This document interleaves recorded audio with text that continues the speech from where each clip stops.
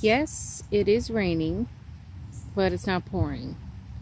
So I'm out here and it actually feels quite nice. The rain is not bothering me at all. Um, but I wanted to quickly show you what I just discovered. I was out here checking on some things and getting this new um, box started. But I came over here to check on these peas, make sure that they were, growing and whatnot. And I saw these. Now, if you are a gardener, you know what these plants are.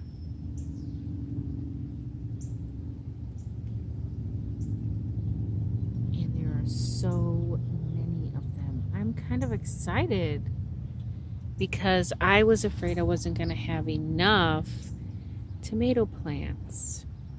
This was the spot that my tomato plants grew in last year. So all of these tomato plants here are volunteer tomato plants. These must have been seed that dropped at the end of the season because I didn't clear it out. So when everything dried up and all the things died and dropped and whatever fruits that I didn't harvest fell to the ground, they seeded. So now I have all these volunteer tomato plants. And I know this side over here, I know is the cherry tomatoes. At least I believe, because I know they were on this side. And then this side over here were the beefsteak. And there are so many plants coming up. Look at all these little seedlings. All that little green growth, those are all tomato plants. Little tiny seedlings all sprouting up. I haven't even counted how many plants that are coming up right now. But they're still coming out. Like even these little tiny ones. These are all tomato plants. I don't even know how many tomato plants I'm going to have.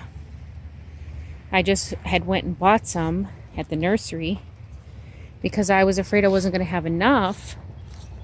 So I got this bed over here started. And I just finished separating all of the plants out of the trays. Those are beefsteaks. These are a different variety. These are big boys. So, I mean, hey, as far as I'm concerned, one cannot have too many tomato plants. So we're going to grow the big boys over here in this box. And I haven't even counted how many I have. I have 1, 2, 3, 4, 5, 6, 7, 8, 9, 10, 11, 12, 13, 14, 15, 16 of the big boys. Okay. Plus I had bought in the beginning to start with, I bought these beefsteak over here and then the sweet 100s over there. So I got those in. I think that's 3 beefsteaks here, and then there's like 3 or 4 of the sweet 100s over there. But these over here, I don't even know how many there are. And once they get growing, I mean, I'm going to let them grow. I didn't plant anything right there except for spinach in this, in this little area that's kind of empty. I planted spinach there. But as far as anything else, I didn't really plant anything right there. But there are tomatoes coming up. They are volunteering. Just like I had that volunteer lettuce over here in this bed. And it's look at it, it's beautiful. Oh, this volunteer lettuce here. Just growing up real nice.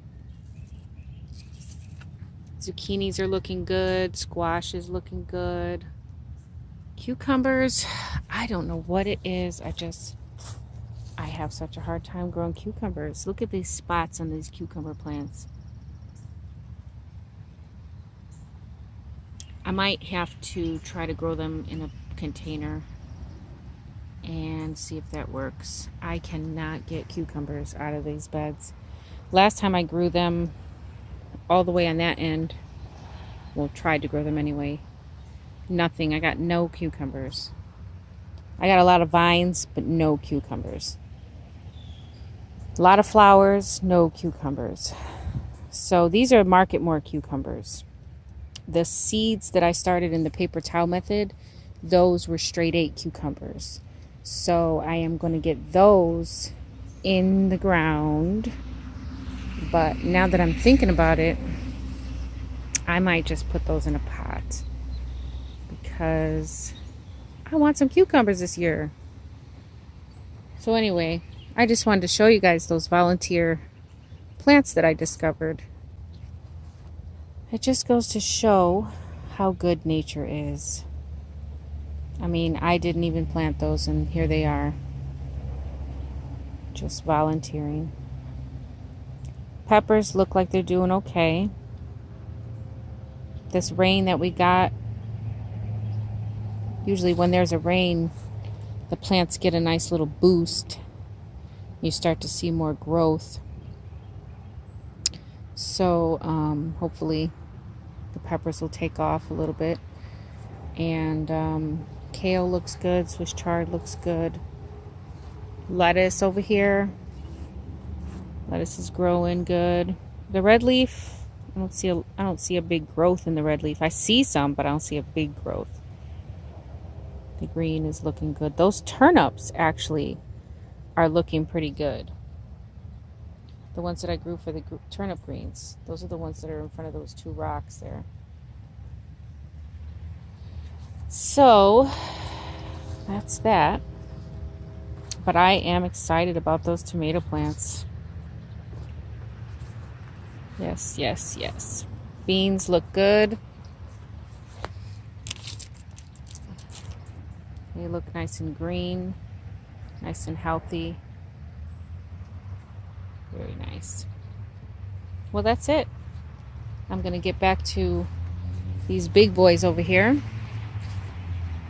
And I hope everyone else is having a great day, even though it's a little rainy and cloudy. It's not raining, it's not pouring rain. I don't even feel any rain right now, but it's a perfect temperature. It's not blazing hot, so I'm quite comfortable out here getting some stuff done. One thing I wanted to quickly show you about how I'm planting these tomatoes. Some of them, as you can see, are pretty big. The stem is pretty big and it's curling over. Tomatoes, the thing about tomatoes is they will grow roots all the way up this stem here. So what I'm going to do is pinch off all of these bottom leaves. And when I plant this, I'm going to plant it like this, kind of laying down. And I'm going to cover these roots.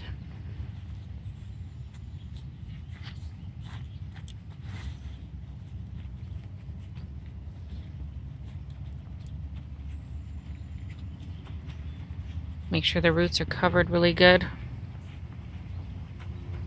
Tuck it in. And that's how that's going to go. And I did the same thing for these ones on the end. They're pretty big, pretty tall. So what I did was I laid them kind of on their side and planted them that way, because those roots will grow up that stem. And that's all I wanted to show you.